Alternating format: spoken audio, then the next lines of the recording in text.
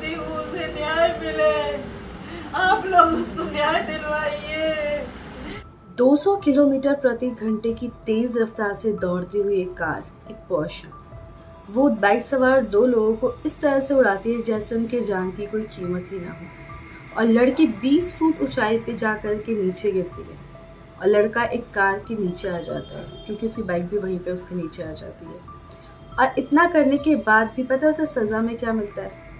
ऐसे लिखना, traffic police के साथ काम करके सीख लेना। उसके इस इतने बड़े गुनाह को गलती का रूप दिया जाता है कि ये बच्चा इससे गलती हो गई, सुधार लेगा।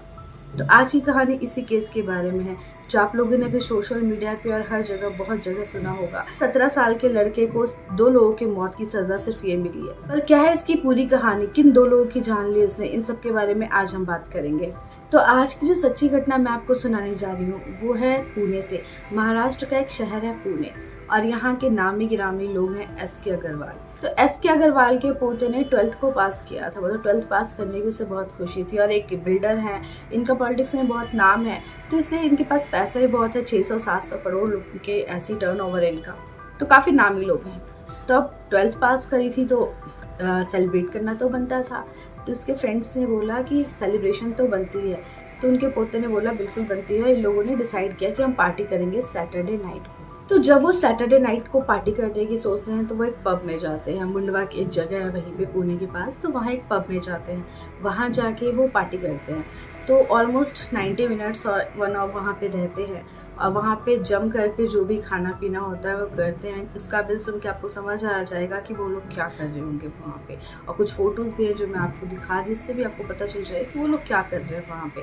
तो उनका जो बिल आता है 1 घंटे का जो खाते पीते हैं वो आता है 48,000 रुपीज़ का। फिर वहाँ के जो मेंबर हैं, जो क्लब वाले लोग होते हैं, वो कहते हैं कि आप अभी नहीं हो, मतलब 18+ आप नहीं हो, आप 17 हो। और उनको 17 ईयर्स वालों को भी वो चीज़ सर्व नहीं करनी चाहिए थी जिसकी डिमांड उन लोगों ने की थी। स्टिल उन्होंने उसको वो सर्व करा। और उसको करने के बाद में उन्होंने बोला कि जब ये ओवर हो रहा, उनको भी दिखने लगा ओवर हो रहा है, तो उन्होंने बोला कि भाई अब हम आपको सर्व नहीं कर सकते, तो अब आप दूसरे जगह पे चले जाइए, यहाँ से चले जाइए। तो 48,000 का बिल भरने के बाद भी जब उन लोगों का मन नहीं भरा, 10 बजे करीब वो लोग पहुंचे थे और 1 घंटे तक उनका ये सब पार्टी वार्टी चला था, तो 11 सवा 11 में वहाँ से निकले थे। तो जब वो लोग वहाँ से निकलते हैं वो लोग पहुँच जाते हैं ब्लैक क्लब मैरिट होटल में। अब वहाँ जाके पार्टी की जो कसर रह जाती है उनके खाने पीने की, वहाँ पे जाकर के अच्छे से पूरी करते हैं। और रात के बज जाते हैं 2 और 2 बजे तक, 10 से लेके 2 बजे तक वो लोग वही चीज़ें कर रहे थे। उसके बाद 2 बजे करीब सब कहते हैं कि वो अपने अपने घर निकलते हैं। पोर्शिया है जो एस.के. अग्रवाल का पोता चला रहा था, उसमें बॉस का एक फ्रेंड होता है और 2 बजे करीब वो लोग निकलते हैं। अब वो ऐसे नहीं निकलते, वो इस तरह से निकलते हैं कि एस.के. अग्रवाल का पोता कहता है आज गाड़ी तो तुम्हारा भाई चलाएगा और देखना क्या स्पीड में चलाएगा। लाइक जैसे लड़के करते हैं कि मतलब हम देखना तुम क्या स्पीड होगी। मेरी स्पीड जो है वो थ्रिल का काम करता है, लेकिन स्पीड किल भी करता है, ये लोग नहीं समझते। हर जगह लिखा भी रहता है speed thrills but it kills, लेकिन फिर भी वो गाड़ी को चलाता है 200 की स्पीड में। और 200 की स्पीड में उसकी गाड़ी जो है हवा से बात करते हुए निकलती है। लेकिन उसकी गाड़ी जब हवा से बात करते निकल रही थी तो कोई 2 लोग भी थे जो पार्टी करके आए थे, बर्थडे पार्टी, 2 मिडिल क्लास लोग, सिंपल लोग, लेकिन वो पार्टी करके आए थे, एक लड़का और एक लड़की। और वो दोनों का यू टर्न लेना उनकी ज़िंदगी का आखिरी यू टर्न बन गया। आप लोग सोच रहे हो कि रात के 2:15 बजे मतलब लोग जगे हों या वो लोग जगे हों पार्टी वार्टी, लेकिन आपको पता होगा बम्बई महानगरी है, यहाँ पे रात नहीं होती, यहाँ रात को में भी दिन रहता है, चकाचौंध रहती है। तो बम्बई के आसपास का भी शहर है, पुणे भी काफ़ी बड़ा शहर है, तो यहाँ भी रात को लोग जगे रहते हैं। यहाँ भी रात को पार्टीज़ वगैरह का नॉर्मली फैशन है। यहाँ लोग यहाँ पे पार्टीज़ वगैरह कर रहे होते हैं। रात के 2 बजे भी आपको अच्छी खासी भीड़ नज़र आ जाएगी। जो कल्याण नगर है वहाँ पे गाड़ी सड़क पे दौड़ रही थी, और दौड़ नहीं थी, हवा से बातें कर रही थी। वो इसी कल्याण नगर पे वो दोनों भी पार्टी करके आ रहे थे। यहाँ पे जब कल्याण नगर की सड़कों पे गाड़ी दौड़ रही होती है, वहाँ पे 2 लोग भी पार्टी करके जा रहे होते हैं, तो गाड़ी जो है कुछ इतनी तेज रफ्तार में होती है कि वो यू टर्न लेते हैं, गाड़ी पीछे से आती है और इतनी जोर की टक्कर लगती है बाइक में कि लड़की 20 फीट ऊपर हवा में उछल जाती है। और उछलने के बाद वो नीचे गिरती है और वहीं पे दम तोड़ देती है। और लड़की की गाड़ी जो है, बाइक जो है, वो फिसल करके कार के नीचे आती है और वो भी सांसें ले रहा होता है, उखड़ रही होती है उसकी सांसें, और उसको हॉस्पिटल में ले जाया जाता है। वहाँ पे वो भी दम तोड़ देता है। भीड़ को बहुत गुस्सा आता है, भीड़ जो है गाड़ी रोकने जाती है, गाड़ी रुक जाती है, पर वो कैसे रुकती है, वो भागने की पूरी कोशिश करता है, लेकिन जिसके साथ ऊपर वाला होता है उसके साथ कुछ ना कुछ ऐसा होता है, गाड़ी की एयरबैग्स खुल जाते हैं। जो साथ में लड़का बैठा रहता है सीट पे वो तो भागने में कामयाब हो जाता है, लेकिन जो गाड़ी चला रहा था 17 साल 8 महीने का था, उसको 18 साल होने बस 4 महीने बच रहे थे। वो लड़का जो था, जो गाड़ी चला रहा था, वो एयरबैग्स में दब जाता है और दबने की वजह से भीड़ उसे दबोच लेती है, उसे बहुत मारती है। पुलिस को भी बुला लिया जाता है। अब पुलिस आती है मौके पे और लड़के को लेकर के जाती है पुलिस स्टेशन। पर पुलिस स्टेशन जाने के बाद उसके साथ क्या होता है, आपने पिक्चर्स में देखा है, जब किसी बड़े घर के लड़के को अरेस्ट किया जाता है तो कैसे बोलता है, ओए तू जानता है मेरे पापा कौन है, तू जानता है मेरे दादा कौन है, तूने किसको पकड़ा है, हाथ मत लगा दियो, बहुत तेरे को निकाल देंगे, तेरे को सस्पेंड करवा देंगे, इतनी पहुंच है मेरे बाप दादा की।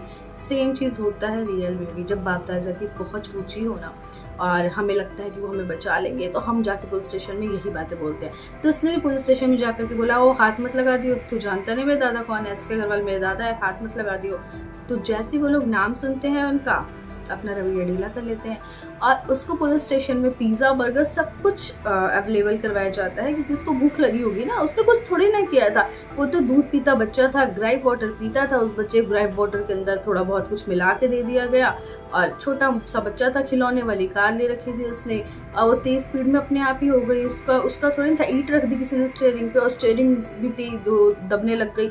मतलब उसकी कोई गलती नहीं थी, उसको तो पिज़्ज़ा विज़्ज़ा खिलाना बनता था, उसने थोड़ी ना कुछ क्राइम किया था। वो लोग तो खुद आ गए बाइक वाले सामने, इससे थोड़ी नहीं मारा था। पुलिस वालों का रवैया कुछ इस तरह था उसके लिए कि ये तो नन्हा सा मुन्हा सा बच्चा है, 17 साल 8 महीने का था, वो 18 साल होने ही वाला था, तो कहाँ से नन्हा मुन्हा बच्चा, और किस बात पे ऐसा रवैया। उसने 2 लोगों का मर्डर किया है, कोई मजाक नहीं चल रहा था यहाँ पे। ये पुलिस का रवैया इतना ज़्यादा कैजुअल था उसके लिए, इतना नॉर्मल था कि नहीं बेटा तुमने तो कुछ किया ही नहीं है। यहाँ पे पुलिस को जब पता ही होता है कि उसका 600 करोड़ से ज़्यादा का नेटवर्थ है और इतने बड़े आदमी का बेटा है, तो वो उसको फुल ऑन ढीला रवैया देता है। सुबह 19 मई की सुबह 8:30 बजे रिपोर्ट ऑलमोस्ट दर्ज की जाती है, लेकिन दर्ज करने के बाद पुलिस आराम से बैठी होती है और जब उसका शराब का टेस्ट किया जाता है वो कुछ 15 घंटे हो जाते हैं उसके बाद किया जाता है।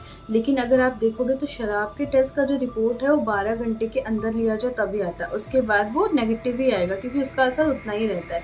और वो जानबूझ के लेट लेते हैं ताकि जो उसमें जो रिपोर्ट्स लिखे हैं उसमें ये ना आए कि हाँ इसने शराब पी रखी थी। तो पुलिस वाले अपना ये काम करते हैं, वो इस तरह से दिखाते हैं रिपोर्ट्स में भी कि नहीं तो शराब इसने पी ही नहीं रखी थी, जबकि फ़ोटोज़ में और उसकी हरकत में और जो लोग वहाँ पे मौजूद थे जिन्होंने उसको मारा था उन सब ने बात कबूला है कि इसने शराब पी रखी थी।